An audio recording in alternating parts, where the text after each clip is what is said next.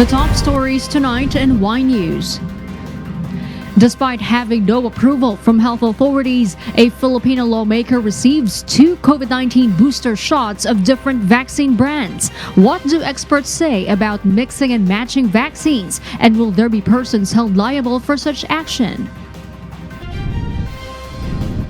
A third COVID-19 wave is hitting the central Visayas region as reported by regional medical experts, but the health department says that figures are still under verification. Philippine authorities are conducting a probe after dozens of Sinovac vaccines were transferred from a hospital to the home of a politician. What could be the world's first case? A woman in Belgium dies after contracting 2 COVID-19 variants. The Hague ruling, 5 years after different groups are calling on the government to take a stand for the Filipino people's rights in the West Philippine Sea. Good evening, Philippines and the world. We are now reporting live from Commonwealth in Quezon City. Today is Monday, July 12, 2021. I am Harleen Delgado. Join us in the next hour as we deliver today's top stories around the country and in other parts of the world. I'm Angelo Castro III. We are also seen in 1,935 satellite monitoring centers nationwide and via live streaming worldwide through the UNTV News and Rescue social media accounts and our website, untvweb.com. I am William Theo. First in the news.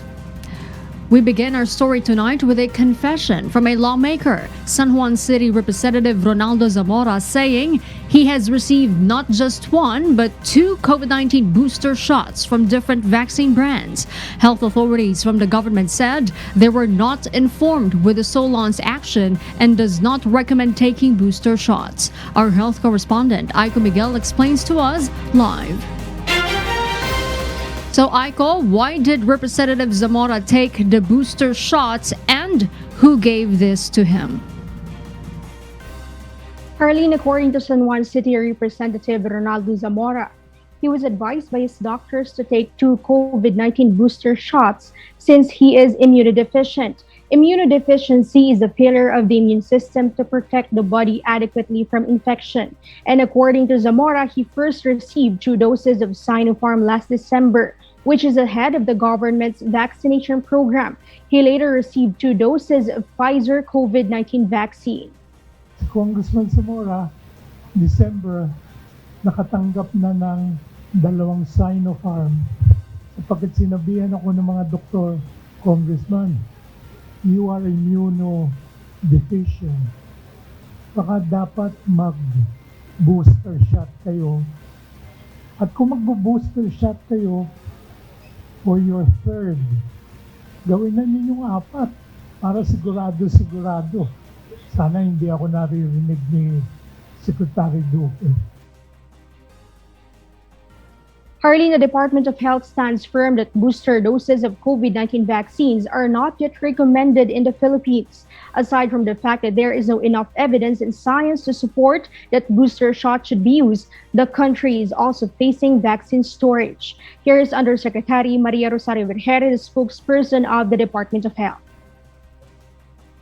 Sana po, wag muna po tayo mag-embark dito sa mixing and matching yung sa second dose ng ibang brand o di kaya yung nagpapa-booster dose dahil hindi pa ho yan recommended ng ating mga eksperto.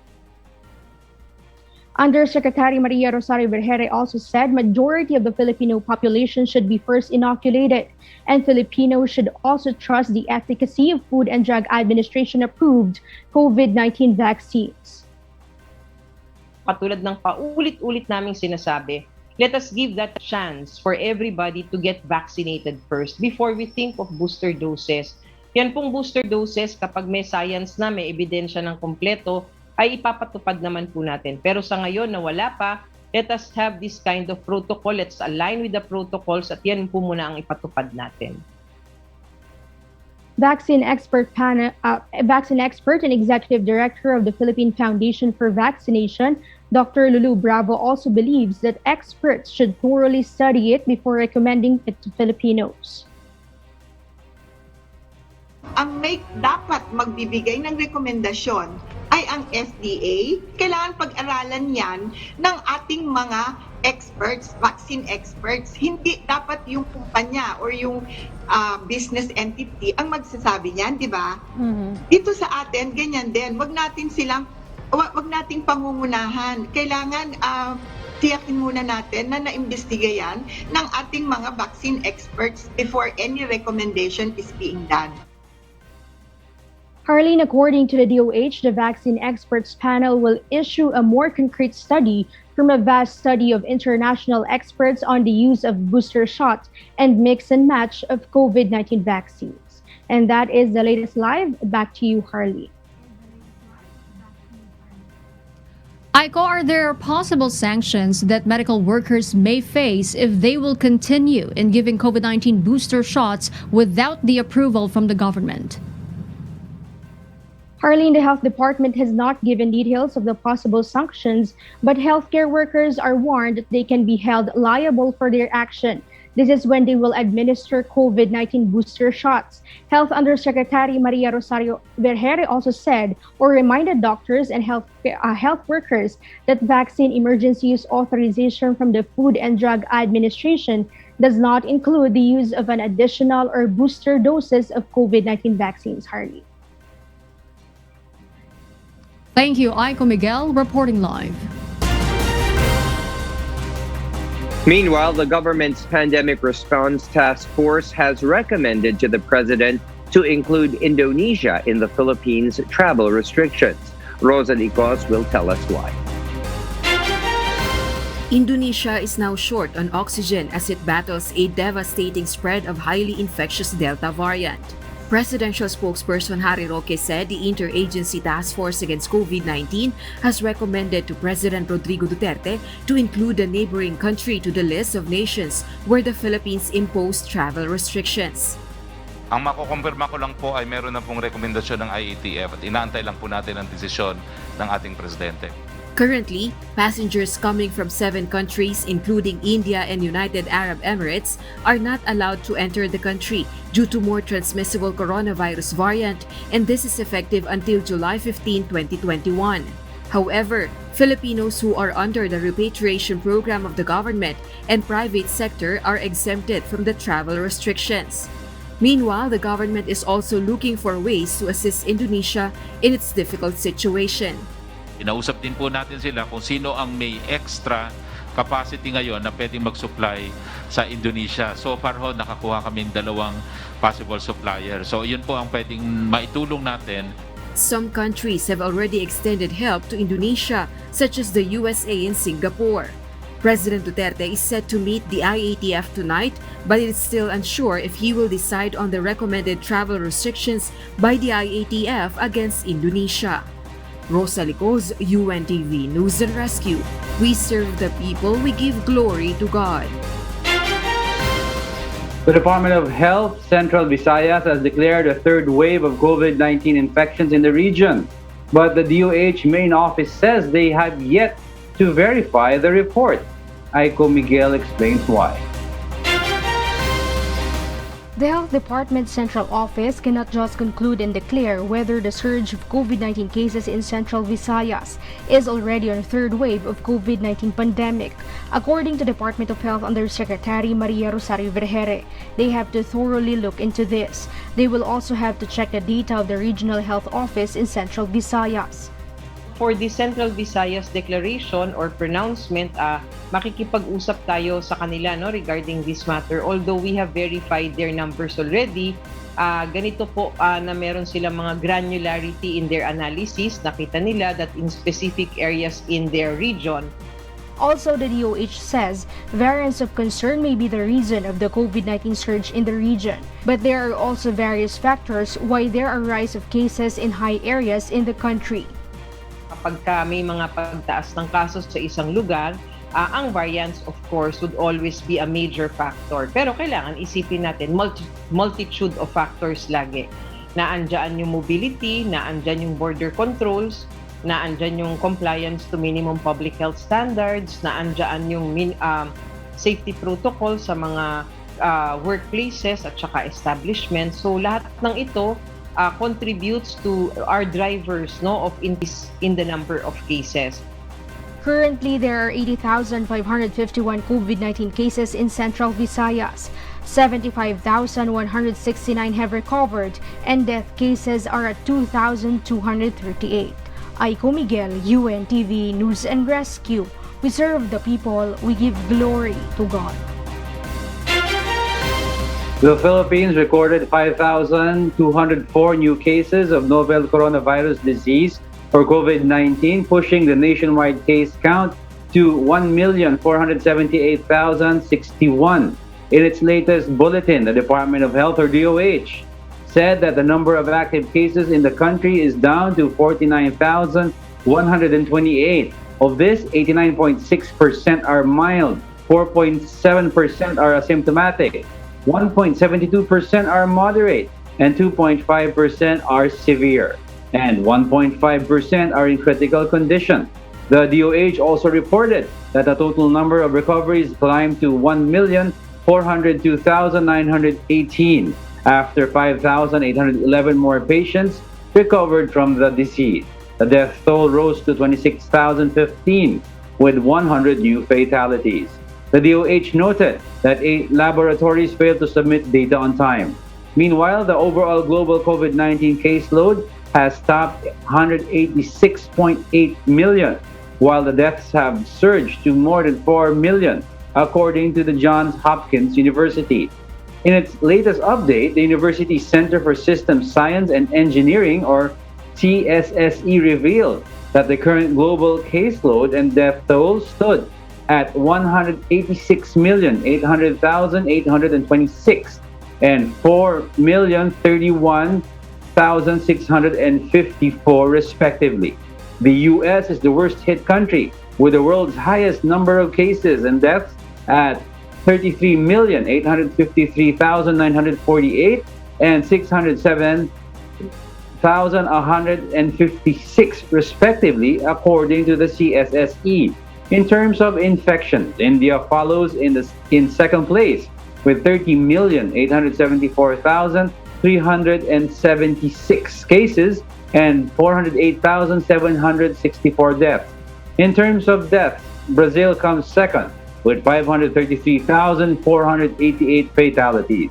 The other countries with more than 5 million confirmed coronavirus cases are France, Russia, Turkey, and the United Kingdom.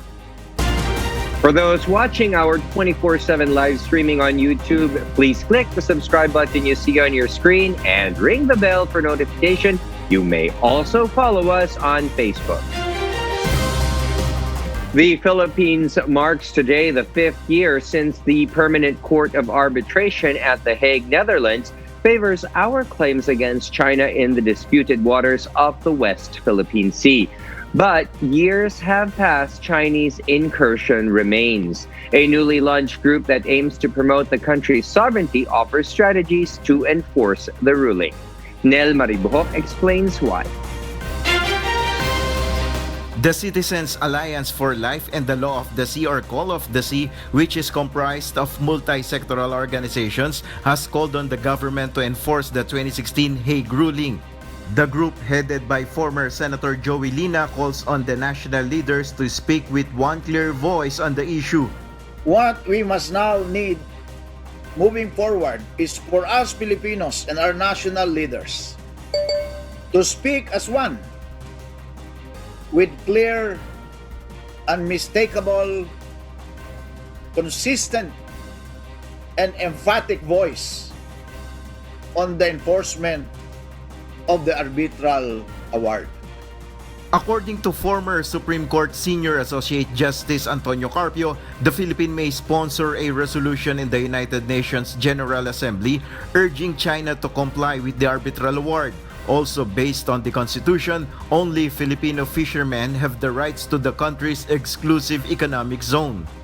The Constitution expressly declares that the state shall reserve the use and enjoyment of the nation's marine wealth in its exclusive economic zone solely to Filipino citizens. Clearly, the President has no power to allow Chinese fishermen to fish in our exclusive economic zone in the West Philippine Sea. Former Foreign Affairs Secretary Albert Del Rosario scored President Duterte for his alleged failure of leadership. Last May 10, 2021, the President claimed that his pledge to ride a jet ski to the Spratlys and plant a Philippine flag there was a pure campaign joke, calling those who believed him as stupid. This episode contributes to a widening belief among our country that President Duterte betrayed the Constitution he swore to uphold and has consequently betrayed his countrymen who rely on him to protect the West Philippine Sea. Despite this, the DFA acknowledged the importance of the 2016 arbitral ruling. The Philippines is proud to have contributed to the international rules-based order, to the affirmation of UNCLOS, and the strengthening of the legal order over the seas. The award is final. We firmly reject attempts to undermine it, nay, even erase it from law, history, and our collective memories. For Defense Secretary Delfin Lorenzana, issues in the West Philippine Sea should not be misunderstood. He insists that the government didn't surrender any resources in our exclusive economic zone or EEZ. We should also propagate an objective understanding of issues surrounding the West Philippine Sea to avoid being clouded by pure emotions, which is being exploited by those who seek to divide rather than unite us in our common goal.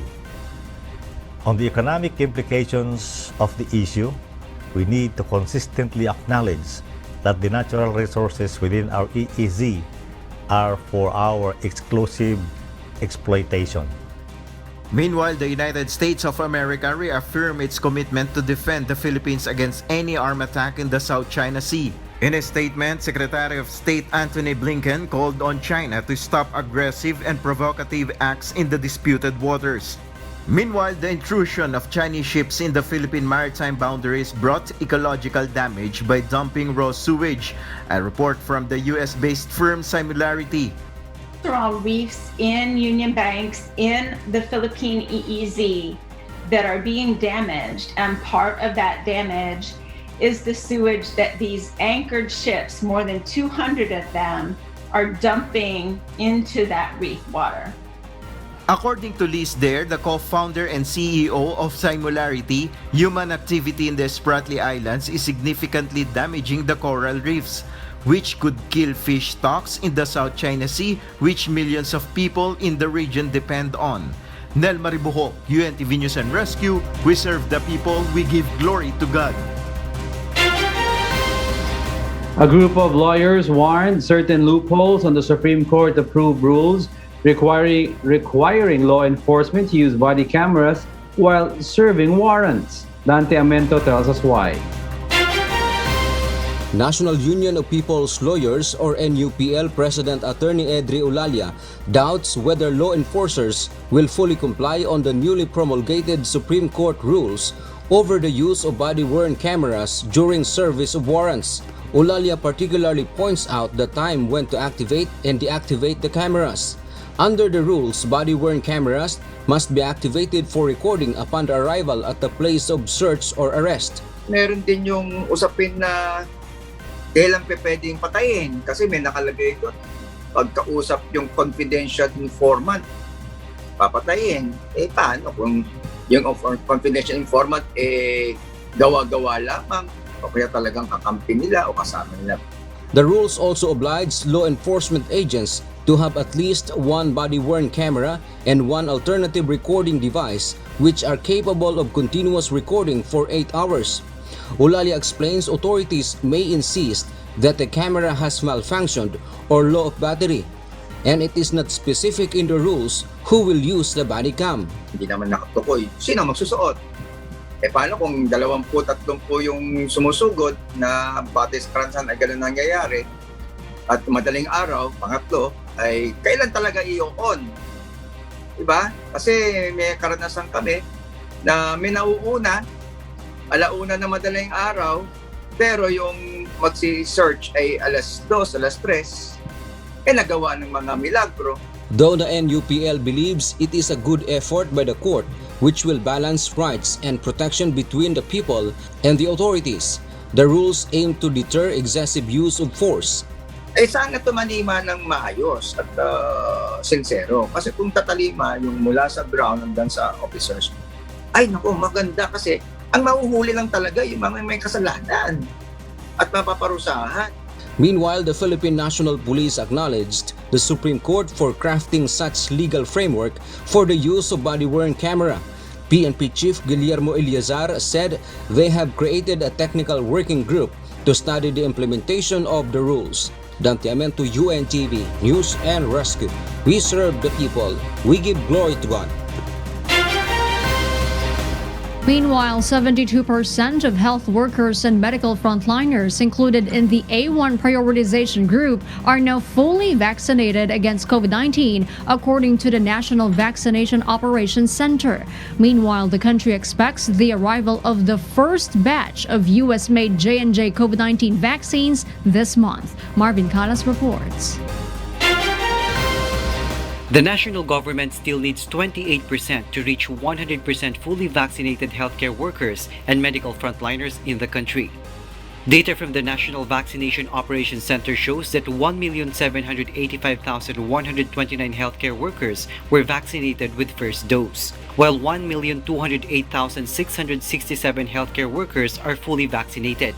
Undersecretary Mirna Kabutahi said there is an additional vaccinated individuals from the expanded A1 priority group, including new interns, hospital clerks, family members of healthcare workers, as well as overseas Filipino workers. Meanwhile, although there are only 30% of senior citizens underwent vaccination, the Department of Health targets to fully vaccinate the A2 category at the end of the month. And with the cooperation of the local government units, the Tutok A2 campaign is being strengthened to encourage more senior citizens to get vaccinated. Nag-house to house na po yung ibang mga local government units. Yung iba pa nga po ay nagbabakuna din sa mga bedridden sa kanilang mga bahay. Tapos together with DILG, pinapamadali natin. We are making the registration easier through the barangay officials.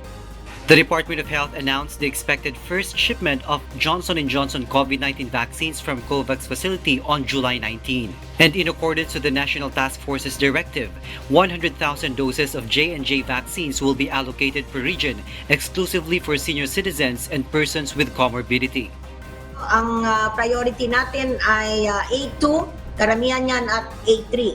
Kaya po yung ating pag-allocate ay depende sa dami ng mga hindi pa nabakunahang mga A2 at mga A3. One dose lang ito, so very convenient sa ating mga senior citizen at mga iba nating kababayan na nasa mga malalayong lugar. The National Task Force will also focus the vaccination in Sulu and Tawi-Tawi, which serves as borders in Malaysia and Indonesia. This comes after the increasing COVID-19 cases in the said countries due to the Delta variant. Marvin Calas, UNTV, News and Rescue. We serve the people, we give glory to God. For the news abroad, an elderly Belgian woman's death becomes the first recorded case of a double infection of two different variants of COVID-19. Experts believe there may be more. Marvin Delphine will tell us the details live. Yes, Marvi? LC experts confirmed the dangerous possibility of contracting two different variants of COVID-19 at the same time after recording the death of a 90-year-old woman from Belgium who was co-infected by both the Alpha and Beta variants simultaneously. Researchers at the European Congress on Clinical Microbiology and Infectious Diseases involved in the Belgian research have since been discussing the findings of her case. Molecular biologist and lead researcher Anne van Keubergen states that the elderly woman may have been infected by two different people carrying the variants, but how she got infected is not yet known. The woman was not vaccinated and was reportedly brought to the hospital after sustaining sustaining a fall where she got diagnosed of COVID. Her oxygen levels suddenly dropped and she died just 5 days later after. It is yet to be confirmed whether the co-infection affected her quick deterioration. Researchers say that the woman's case is the first of its kind and no other similar cases have been published. But experts emphasize that there are likely more undetected and underestimated similar cases happening around. Elsie? Marvi, the mutations of different COVID-19 variants keep increasing. And with the newly confirmed risk of co-infections of novel variants, how will the current vaccine regimen par against this? LC experts are closely monitoring and tracking the 4 main variants of concern, namely the Alpha, Beta, Gamma, and Delta strains. They are confident that the current and existing vaccines provide good protection against them. On that note, a new variant of interest that is not yet of concern now includes the Lambda variant, and scientists expect more to arise. These scientists are reportedly designing vaccine booster shots on top of existing ones that will be highly effective against new and upcoming variants. More research is, however, required to fully understand the efficacy of the vaccines with the different cases of COVID-19. Back to you, Elsie. Thank you, Marvi Delphine, live from Perth, Australia. Australia reports its first coronavirus-related deaths of the year as cases continue to rise in the state of New South Wales. Mavian Dog will give us the details live. Maeve? Elsie, a woman in her 90s, has died only hours after testing positive for COVID-19 in Sydney, New South Wales. This marks the country's first locally contracted coronavirus death in 10 months and the first death of the current outbreak happening in the state. The woman, who was believed to be unvaccinated, reportedly contracted the virus in a family setting. Her death came as New South Wales records 77 new cases on Sunday, the country's record high this year. State Premier Gladys Berejiklian said the numbers are still expected to rise for Sydney and its surrounding suburbs, with the city's 3-week lockdown being highly unlikely to be lifted. Here is what Premier Berejiklian said in her COVID-19 update for the state. Where we're at, and given the lockdown was supposed to be lifted on Friday, I think everybody can tell that it's highly unlikely at this stage given where the numbers are. From the new cases on Sunday, 33 were in the community while they were infectious. The Premier further commented on this. I'll be shocked if it's less than 100 this time tomorrow of additional new cases. Australia has recorded 31,000 cases and 911 deaths since the start of the pandemic and has contained the virus better than most developed countries. Elsie? Maeve, you mentioned that the woman was believed to be unvaccinated. Can you tell us about the current availability of coronavirus vaccines in Australia and who are eligible to receive these? Yes, Elsie, the vaccination rollout in the country has been slow-moving. This is due to supply constraints and changing medical opinion on the AstraZeneca vaccine, which has been a mainstay of Australia's vaccination plans. Currently, Elsie, COVID vaccinations are only available to people over 40 and to other age groups who are considered to work in critical or high-risk industries upon assessment. Back to you, Elsie. Thank you, Mavian Dog, live from Queensland, Australia. Billionaire Richard Branson's Virgin Galactic Unity 22 space mission makes history as they rocket to the edge of space. The UK entrepreneur flew above New Mexico with his crew in the vehicle that his company has been developing for 17 years. The rocket plane reached 53 miles or 282,000 feet. The crew returned safely to Earth just over an hour after leaving the ground. Branson said he had dreamt of that moment since he was a kid, but nothing can prepare for the view of Earth from space, and that the whole thing was just magical. The test flight is a major boost for the company, which aims to start commercial flights with paying customers next year. And those are the reasons behind the news in other parts of the globe. I am Elsie Marcos, live from Auckland, New Zealand. Good evening. Government agencies have started investigating allegations that COVID-19 vaccine doses were taken from the provincial vaccination center and brought to a private house of a politician in northern Samar. Dante Amento tells us why live. Dante, go ahead. Diego, Justice Secretary Minardo Guevara has a standing order to the National Bureau of Investigation or NBI to investigate the alleged illegal sale and administration of COVID-19 vaccines in the country. Thus, NBI is ready to assist the Philippine National Police and the provincial board or local government of Samar in the investigation.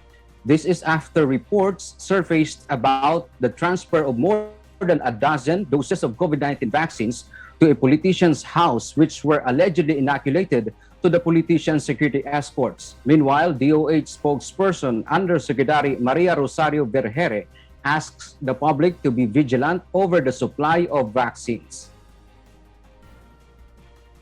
Gusto lang ho namin magpaalala sa lahat para po sa ating mga kababayan, bantayan natin yung mga bakuna natin. Para sa atin pong lahat to, it is really very important na kahit isang dose ay mabantayan natin para po hindi po mapunta sa waste ang ating mga efforts at saka magkaroon po ng bakuna ang lahat ng nangangailangan.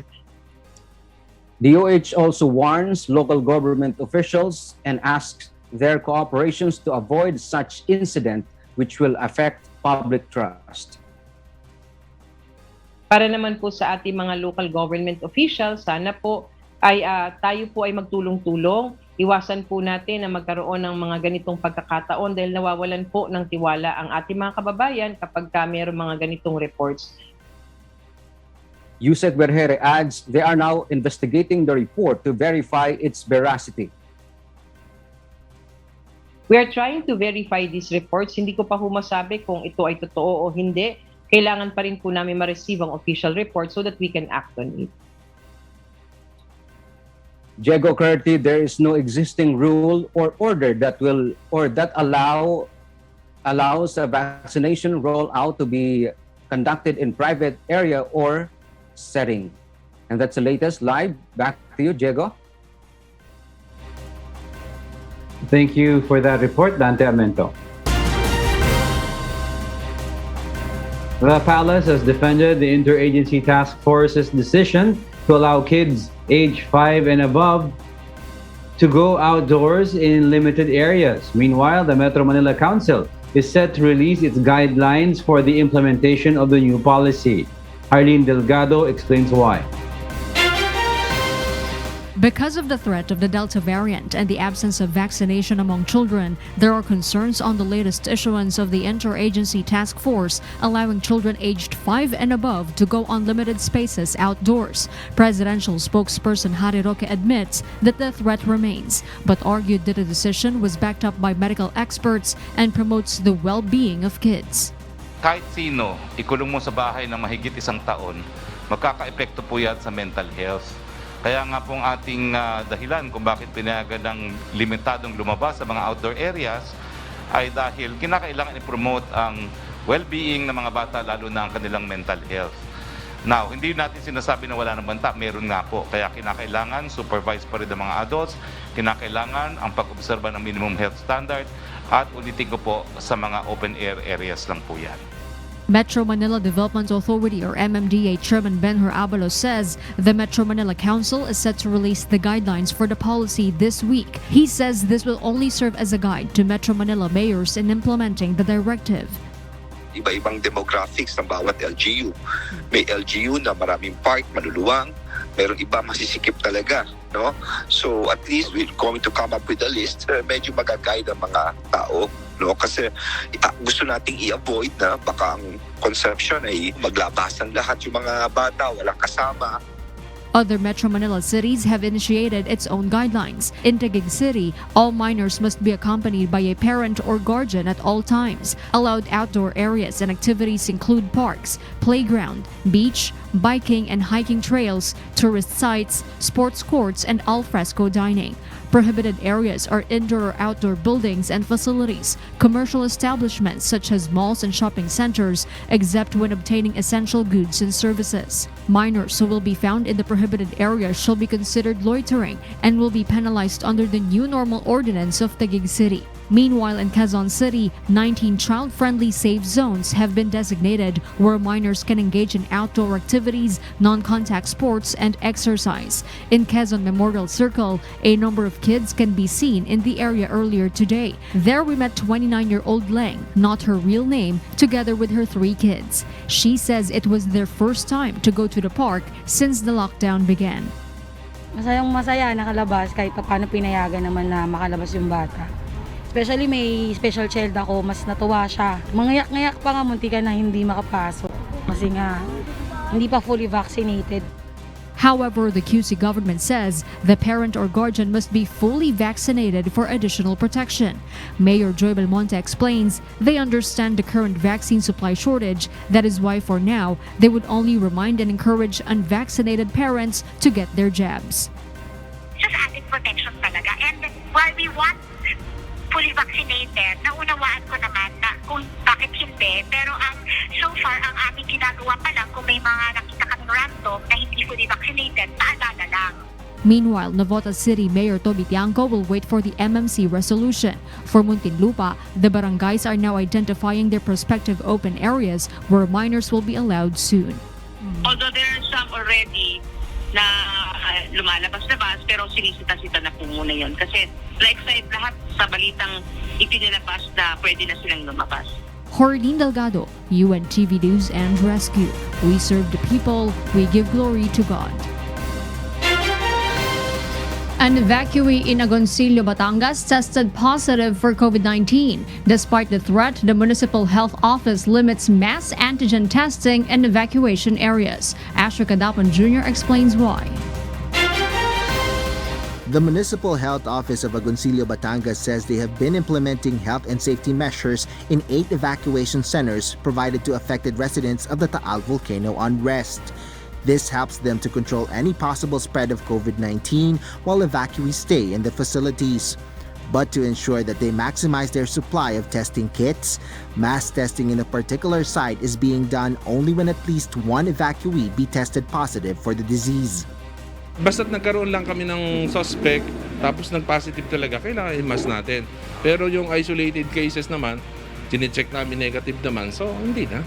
This morning, a mass antigen test was done after a 51-year-old mother tested positive for COVID-19. So umaga, nandyan kami, merong naglagnat. So siya naman nagkusa, pumunta. So, maglalagnat siya, so ginawa namin na antigen test. Nung makita namin nga, nag-positive yung isa, lahat na nang doon sa evacuation area dito sa Plaza Elena, antigen namin, negative naman. Despite the negative result for all other evacuees in the concerned evacuation site, most of them limit their stay outside their designated tents due to COVID-19 scare. Ay, siyempre ho, natakot ho dahil may nagka-COVID ho yung kasama namin. Abay, nakakatakot din po. Baka kami mahawakan. Pero hindi naman po nagpabaya ang mga DSW. Inalista rin po diyan. Police personnel, however, make sure that minimum health standards, especially social distancing and wearing of face masks, are observed in evacuation centers. As of July 11, over 4,400 individuals are staying in evacuation sites in different local government units in Batangas. Meanwhile, Agoncillo has 4 active COVID-19 cases, Laurel has 12, while the entire province records 1,575 active cases. Asher Cadapan Jr., UNTV News and Rescue. We serve the people, we give glory to God. President Rodrigo Duterte received his second shot of Sinopharm vaccine in Malacanang today before his meeting with the Interagency Task Force. Presidential spokesperson Harry Roque and Senator Bongo confirmed this. The president's former top aide posted the pictures of the chief executive being inoculated by Health Secretary Francisco Duque III. President Duterte received his first shot of Sinopharm vaccine on May 3, 2021. Meanwhile, the local government of San Juan City has achieved a vaccination milestone after exceeding its target goal of inoculated population, making it possible for the city to achieve population protection by August. JP Nunez reports why live. Yes, JP, how many residents have been vaccinated in San Juan City? Yes, William, as of today, San Juan City has inoculated 96,610 individuals for their first dose of COVID vaccine since they started vaccination program last March 6. They have already exceeded inoculating the target population in the city. Almost 30,000 are fully vaccinated. According to Mayor Francis Zamora, they were able to achieve this milestone through consistently informing the public of the importance of getting the vaccine. Since we have 96,610 San Juaneños vaccinated already, each and every one of them becomes your marketing tool.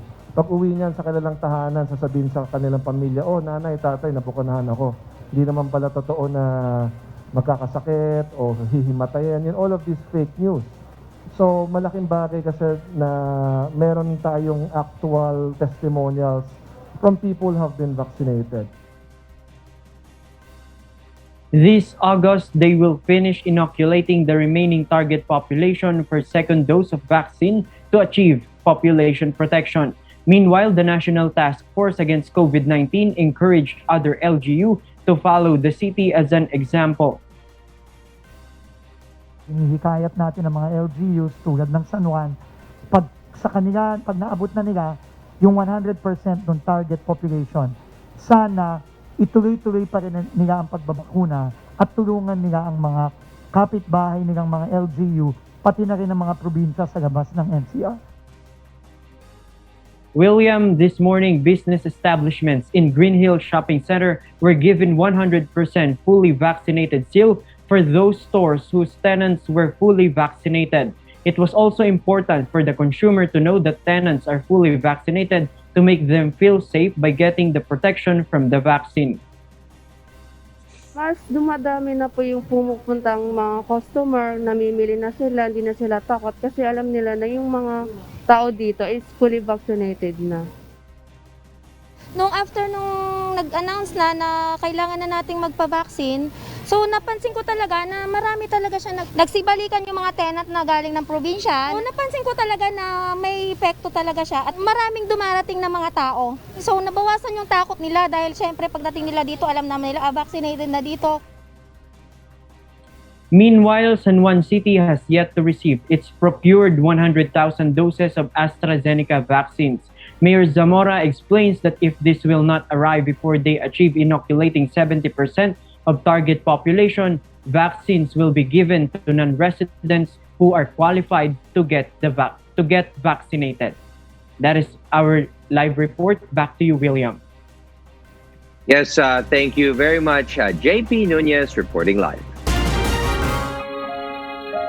And before we close, we will leave you with the final word, giving glory to God.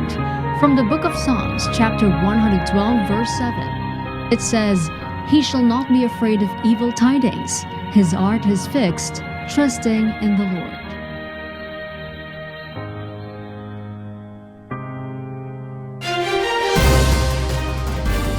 And those are the reasons behind the news, July 12, 2021. I am Harleen Delgado. Reasons we deliver to you as they unfold. I'm Angelo Castro III. And because we need to know, we will always ask why. I am William Theo. We serve the people. We give glory to God.